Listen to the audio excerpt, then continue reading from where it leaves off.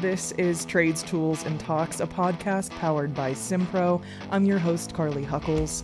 Today, we are going to be getting to know one of our Sim peeps. Let's get into it. So, who are you and what do you do at Simpro? Yeah, hi, Ben Hedenberg. I'm the VP of Sales for North America. And what brought you to Simpro? Excellent question. I don't know if we'll get into my history here in a little bit, but I can just jump right into it right now. I spent 20 years with Trane Air Conditioning. I started as a temporary employee where I said I was going to work there for a month, like right out of college. And I started in like commercial customer service, working with contractors, placing orders for like commercial HVAC systems. And then next thing you know, I'm in international logistics, I'm in damage claims, and then I'm running the customer service team. About 7, 8 years in, then I decided to get into the sales side of things. So working with contractors, I saw what the territory managers were doing in the field. And I was like, this is great. I think I could do that. And then became a territory manager where I was able to achieve a number one status for all of Trane in 2009. I was able to get number one status, then move up to a sales leader to a district manager, and then I was a sales director running about a $350 million territory in the South. And in that time, I got to work with a ton of contractors and really became passionate about helping them improve their business and got to see, I think I've had the pleasure of being in more than 1,000 shops and working with 1,000 contractors and understanding their business and seeing those that are super successful and maybe some of those that are not quite as successful and learning from that. And then after 20 years, I had an opportunity to make a shift in my career, right? Make a big pivot, which are always interesting. And so I went to work for another software company where I managed the partnerships, but I really missed working with the contractors themselves and missed the sales portion of it and helping people grow their business. And so one day I got called up from a company and said, hey, there's this company called Simpro. They're an Australian company. They just got some additional funding and they're looking to grow in the United States. And I was like, I've never heard of them. I'd never heard of them like 2.5 years ago. And so started talking to them and saw the product, got to meet the people and the culture and really fell in love. And I've been with us since March of 2021 and have really rebuilt the sales team and focused on some major growth that we've done in the last 2.5 years. What are some key details of Simpro that you really like? I mean, you've been in more than 1,000 places, you said. So what are the things that you see in Simpro that really make a difference to someone's business? So a Trane is an engineering company. So we spend a lot of time with process mapping and looking at workflows and understanding that repeatable processes deliver repeatable results. Within Simpro, you're able to do that. You're able to take whatever a contractor's processes are, and then you can take those and map them into our system. We spend a lot of time with implementation to understand what customers' processes are, and then figuring out how we come together to put those same processes within Simpro. So that flexibility to be able to make adjustments and handle the business really makes a difference. Those repeatable processes can be put in place within Simpro, and then the job costing is fantastic. I don't think anybody has project management like we do, being able to handle something from 1 hour to a year and being able to really get an understanding of the process along the way and really be able to look at the work in process and seeing how many hours you're using, how you're doing against labor, how you're doing against equipment, make sure that the equipment pricing is right, really allow contractors to control their business through what I like to consider their central business platform, that we're a business operating system to be able to have one place they can go to, whether they're in their office, at home, or on a beach in Jamaica. They can see what's going on in their business as long as they have a laptop to be able to view what's in there. And they can dive down as deep or keep it as high level as they want to. You've been a lot of places, you've seen a lot of things. Do you have any favorite trade stories? Have you had an experience that just sticks out in your mind? Like, this is why I love working with the trades. Yeah, I think about there was a contractor I used to work with in Texas. Great guy, ran a good business. They were a growing business, but the problem they ran into is everything had to go through one person. The owner of the business had to have control, like every PO he had to approve, every phone call he had to listen to, every decision he had to make, which was fine when they're $1 million company, but they were getting up to a $10, $15 million company. And the owner, unfortunately, a lot of people have different vices. I've seen people drink and smoke and do different things. This customer's vice was eating. And he would start In the morning, he'd get donuts for his guys and kolaches for his guys, and then eat a couple of those. And then he'd start working and he'd drink some coffee, have a biscuit. Next thing you know, he's grabbing lunch, a fast food burger, start at 6 a.m., leave at 7 p.m., do paperwork at night. And unfortunately, his weight really ballooned up to where he was 350, 400 pounds. He didn't have control of his life because he was trying to control his business so much. And then I saw him implement processes in place. He went to classes. He had people he could lean on and talk to. And then, I hadn't seen him in 6 months and he had dropped 150 pounds. And not because of gastric bypass surgery, which I'm all for, people taking control of their lives, but it's more that he just realized he had to take care of himself. And so instead of going to the place to do donuts, he would look in the morning and see what was going on, what was on the schedule, because he had one place to look for it. And then he'd go for a walk and he would then go into the office. He enabled his people to run the business better. He became healthier. The business became healthier. It was so very similar. Like his health and the business's health and the mental health of everybody around him seemed to go directly in line. So getting to see people make that change in their life and change in their business, and it's just so rewarding to see what people can do and how he's supporting his people that were working for him. He allowed like his managers to actually manage, and it really helped him change his life. So it's just, I don't know, there's some pride in that we're working with people that are really making people's lives better. They're dealing with plumbing issues and they're dealing with the quality of air and really quality of life for people that are out there, whether it be in residential or commercial.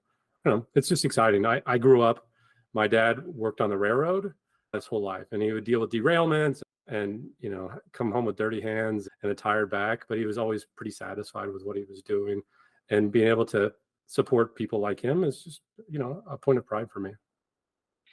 I have heard from family members of my own and read in places that no matter what, every business is a family business, because when you own it and when you run it, you bring it home. And Mhm. so, when you do improve your business, you can improve your life. And I love the capabilities of our software to be able to automate things and to take a step back and let people do what they do.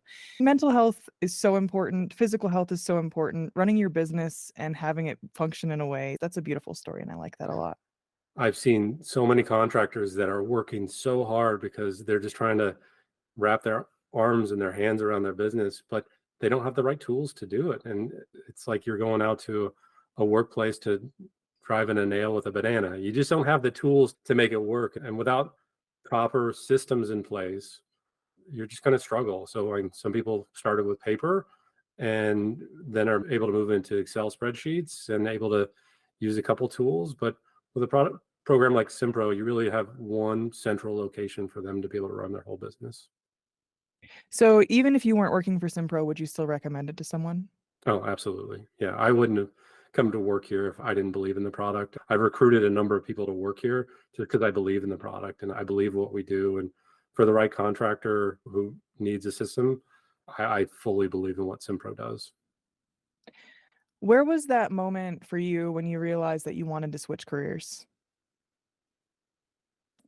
That's an excellent question. When I was in the middle of getting my MBA, I was getting, company was sponsoring me for an MBA, and there were some decisions that need to be made at the company. If I can't go into all the details, but there were 9 steps that I had to do to make that decision. Big company, Fortune 500 company, and everything had to be a decision. Took 3 to 6 months to make a decision most of the times. And then I realized I wanted to have more control of what was going on. I also, I don't know how this fits within the podcast, so we can have that discussion. But I didn't believe in some of the leadership that was there at the time, and that made a difference for me. And when I was interviewing with Simpro, I got to meet the CRO, I got to meet the CEO, and understand who they were and what their focus were. And it's very much in line culturally for what I was looking to do in terms of supporting people.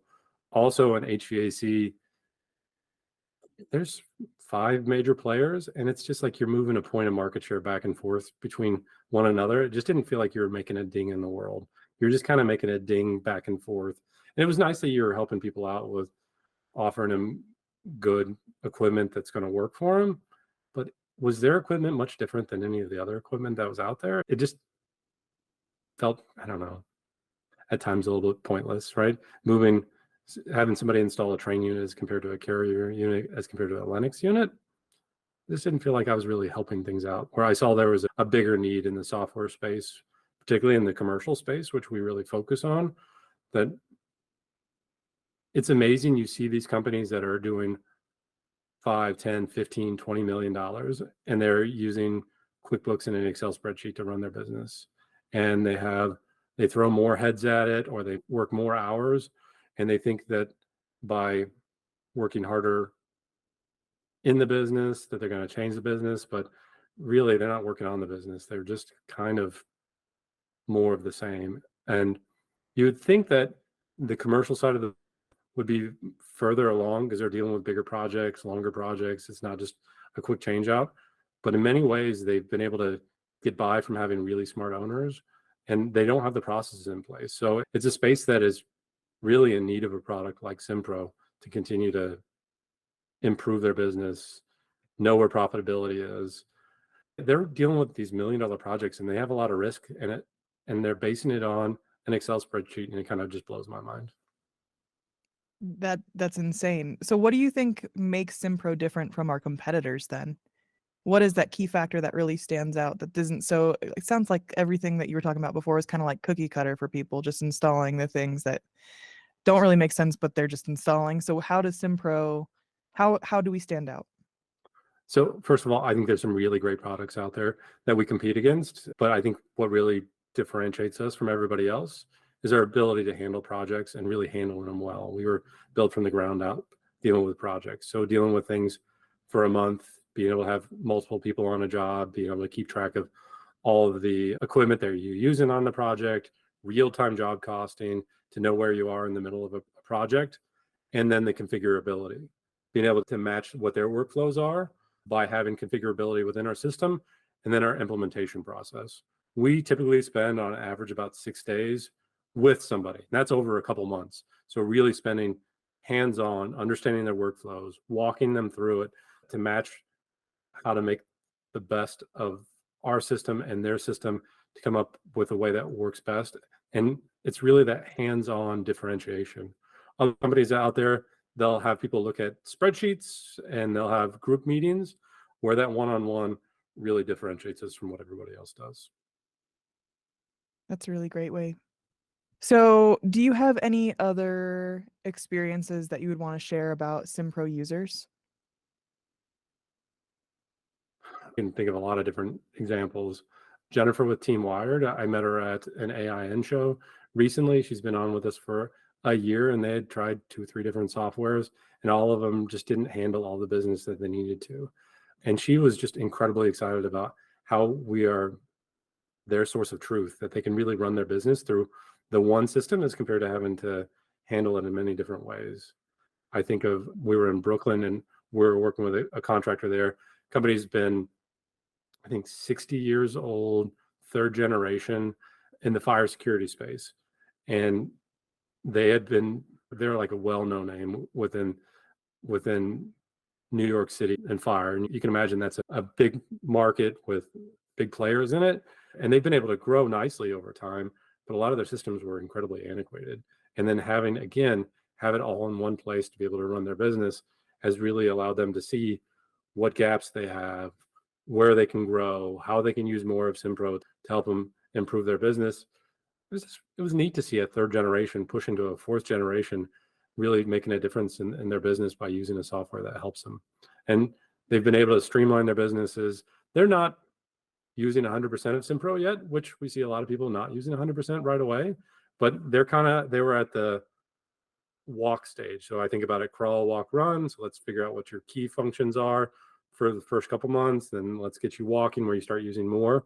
And they were kind of moving on to that next level, into that run phase where they're implementing all of it, making sure that, they took care of their core functionalities, but then they're starting to use more and more of it to streamline their process.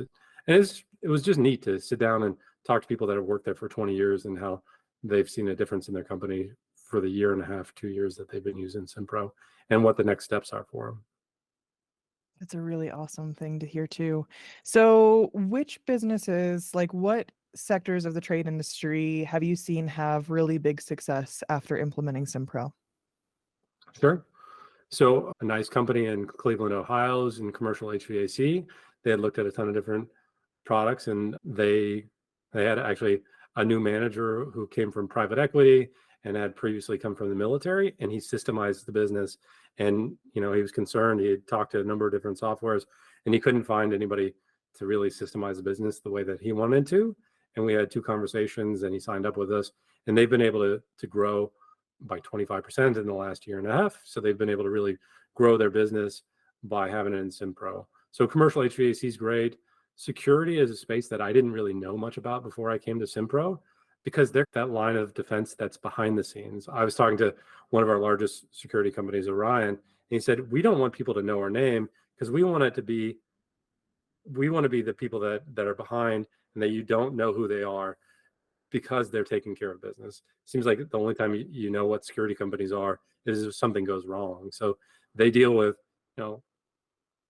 big casinos, they deal with government agencies, they're keeping schools safe. So they don't want people to know exactly who they are, but that business is continuing to grow. Like, they have cameras and gun detection and all those terrible things that we don't like to think about, but that are in the background trying to make everybody safer. And it's amazing to see how that's growing. Obviously, electrical, being in the business for 22 years, we have pieces that they can really manage the whole business through. And I'm sure other people have talked about that on this. Commercial plumbing is fantastic for us. Low voltage, we're a part of Low Voltage Nation. Blake Ermos is a really good partner of ours, and he has connections on Facebook with 5,000 plus followers, 10,000 plus followers. And those low voltage contractors typically are smaller, but they need to have a system to be able to keep track of their inventory. They're so in the trades, it's so hard to keep track of what you're using and make sure some of it doesn't just walk away. It's kind of amazing how it just walks away periodically. But having it in the system and making sure that they're billing and having good cash flow has made a huge difference to some of those low voltage contractors. In a lot of those cases, they'll send somebody out there for a service issue. Hey, this is broken, whether it be HVAC or low voltage, electrical, a number of different. We have a cattle feed company that we signed up. We have a tent company in Antarctica. They manage the tents for scientific purposes. But you send somebody out there for a service thing, and one thing's broken, and then the person is like, hey, can you check out this too? And then they add a capacitor, or they do something to make sure it's taken care of. But without really monitoring it, that stuff just looks like it just walks away, and you're not charging the customer for what they need. They don't recognize all that you're doing for them. And you just have a tendency to miss out on these things. You can be delivering great customer service, but if you're not charging for it, you won't be able to continue to deliver that great customer service. Absolutely. Well, I think we've talked about your background. What are your favorite Simpro features? No. Favorite Simpro features, yeah.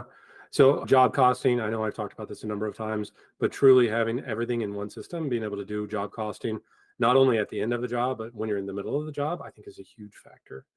We can do a lot with triggers too. So if you say every time that somebody's dispatched, I want to send an email out to that customer, we have the capability of doing that. Every time a digital signature is done, I can send out quotes online, and whenever somebody signs it, I can get notification. I can turn that into a job automatically. I like those workflows where it's not auto magic, because you have to do the steps to make sure that things are taken care of, but make it move along the process and have notifications, keep you in tune with the most important things. And then even like the alerts when you log on to the front page, as an owner, there's so much going on in the business, and you need to know that top of the fold information that's going on. Who are the customers who are past due? What are the contracts that are expiring? Which one of my guys has their certification that's going past due?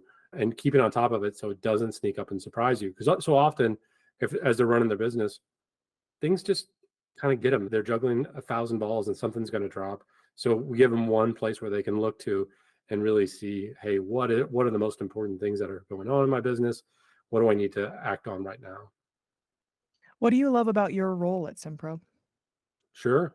I love the fact that I get to build the sales team. I focus very much on the sales culture here to make sure that we are only selling what needs to be sold, and being really truthful and honest. And in our sales process, really doing a deep discovery of what issues are they having, what can we do to help you fit those needs, and if we're not a fit, just be able to walk away from it, right?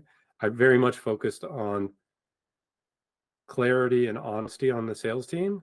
And I'm really proud of the 9 people that we've been able to develop within the team. We have one person that has been here before I got here. We've built out the other 8 people from either connections, people we've built up from. We have one gentleman, Brandon, who started as a sales development rep. One of his early jobs, he's 24, 25 when he started. And then he's moved from an SDR to doing cold calling, which is one of the toughest jobs out there in the business, cold calling, no matter what you're doing. And he was very successful helping us stand that up for 9 months. And then he's recently moved over to an account executive, so to a salesperson.